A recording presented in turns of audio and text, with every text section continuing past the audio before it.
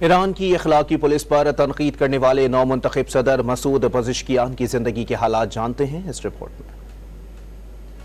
ایران کے نو منتخب صدر مسعود پزشکیان قدامت پسند حلقوں سے علیحدہ ایک ایسے رہنما ہیں جو ملک کے اندرونی اور بیرونی محاذ پر مختلف حکمت عملی اپنانے کا ارادہ رکھتے ہیں۔ 69 سالہ مسعود پزشکیان ایران کے شہر ماہ آباد میں پیدا ہوئے۔ ابتدائی تعلیم مکمل کرنے کے بعد انہوں نے تبریز یونیورسٹی سے طب کی تعلیم حاصل کی۔ وہ ایک ہارٹ سرجن ہیں اور وزیر صحت بھی رہ چکے ہیں۔ 2013 اور اس کے بعد 2021 میں بطور صدارتی امیدوار میدان میں اترے، تاہم انہیں ناکامی کا سامنا کرنا پڑا۔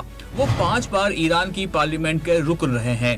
مسعود پزشکیان نے 2016 سے 2020 کے دوران پارلیمنٹ کے ڈپٹی اسپیکر کے فرائض بھی انجام دیے۔ انہیں عوامی سطح پر 2 سابق اصلاح پسند صدور کی حمایت بھی حاصل ہے، جن میں حسن روحانی اور محمد خاتمی شامل ہیں۔ سابق وزیر خزانہ جواد ظریف بھی ان کے حامیوں میں شامل ہیں۔